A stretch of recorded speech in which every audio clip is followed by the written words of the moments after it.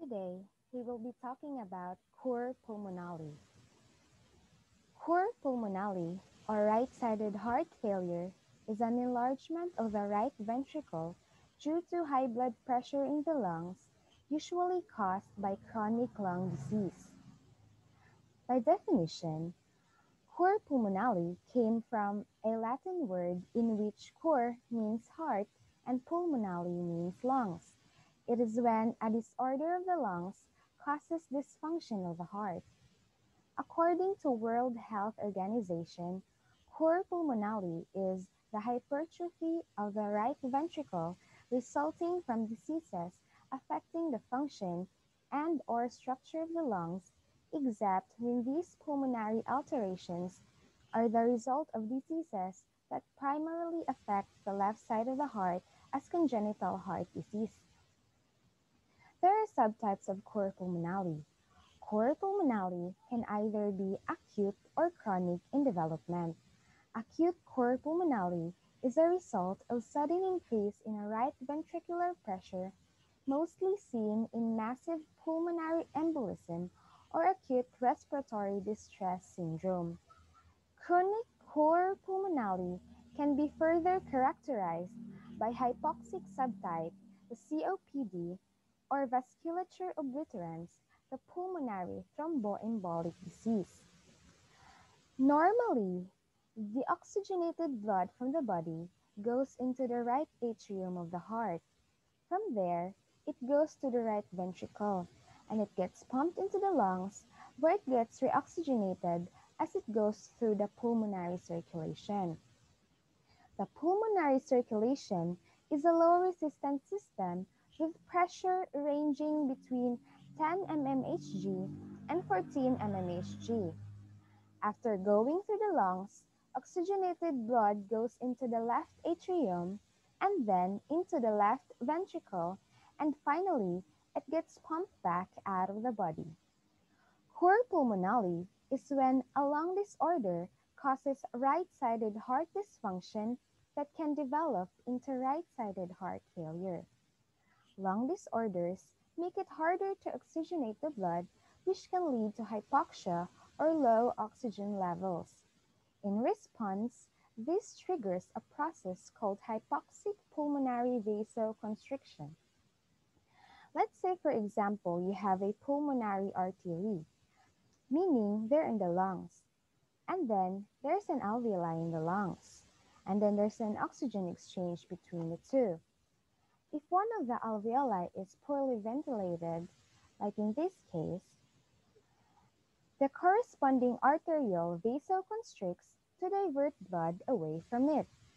This works pretty well, but when lots of alveoli are poorly ventilated, like with a lung disorder, they all start to vasoconstrict, and the mechanism backfires. When lots of arterioles vasoconstrict together, there's an increase in resistance, and it leads to pulmonary hypertension with the pulmonary blood pressure rising above 25 mmHg. The high pulmonary pressure makes it hard for the right ventricle to pump blood into the pulmonary circulation. As compared to the left side, the right side of the heart is thinner walled and is used to ejecting against a low pulmonary vascular resistance.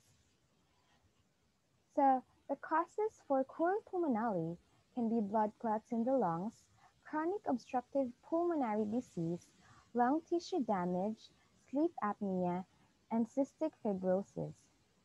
So, hypoxic pulmonary vasoconstriction and arterial occlusion are the major causes of pulmonary hypertension. Both produce reduced blood flow with increased vascular resistance. Acute hypoxic pulmonary vasoconstriction optimizes ventilation-perfusion relationships when regional ventilation demands in the lungs are not met. However, chronic hypoxemia leading to vasoconstriction produces smooth muscle proliferation in small pulmonary arteries. Decreased luminal cross-sectional diameter leads to increased resistance and increased pulmonary artery pressure. These architectural changes in pulmonary arteries may promote platelet aggregation and activation. This leads to thrombi formation that further increases pulmonary vascular resistance and pulmonary hypertension.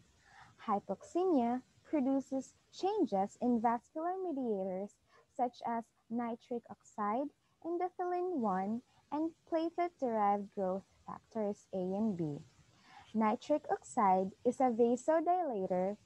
Hypoxemia reduces endothelial cell production of nitric oxide and results in impaired smooth muscle relaxation. Hypoxemia increases endothelin 1 production and platelet-derived growth factor A and B. Endothelin 1 is a potent vasoconstrictor, and platelet-derived growth factor A and B results in pulmonary vascular remodeling. All causes increased pulmonary artery resistance and causes pulmonary hypertension. So the clinical manifestations for cor pulmonale is severe shortness of breath, fatigue, syncope, chest pain, palpitations, jugular venous distension, abdominal edema or distension, and lower extremity edema. The diagnostic and laboratory procedures include echocardiogram, spirometry, and right heart catheterization. So the non-pharmacological treatment involves oxygen therapy. Oxygen therapy decreases pulmonary vascular resistance by diminishing pulmonary vasoconstriction and improves right ventricular stroke volume and cardiac output. Next is the phlebotomy. In patients with pronounced polycythemia in which hematocrit is greater than 60%, phlebotomy may provide symptomatic relief. And the next one is the non-invasive positive pressure ventilation, or the NIPPV. So for patients with acute COPD exacerbations, NIPPV has been shown to improve outcomes in acute hospitalization. Next, we have the pharmacological treatment, which involves first the diuretics. Diuretic therapy with salt-restricted diet may be needed in congestive heart failure to take care of the excessive water that the lungs share and to improve alveolar ventilation and exchange. Next, we have anticoagulation. Chronic anticoagulation with warfarin may provide benefit for those patients with cor pulmonale resulting from thrombo-occlusive disease. And lastly, vasodilators. Vasodilators improve cardiac output in many patients with cor pulmonale. For the nursing diagnosis, we have decreased cardiac output related to restricted cardiac muscle contractility as evidenced by echocardiographic findings. Impaired gas exchange related to expiratory airflow obstruction as evidenced by decreased oxygen saturation levels. Impaired tissue perfusion related to decreased cardiac contractility and expiratory airflow obstruction as evidenced by increased capillary refilling time by greater than 3 seconds. Activity intolerance related to decreased cardiac activity and labored respirations as evidenced by difficulty in performing activities of daily living.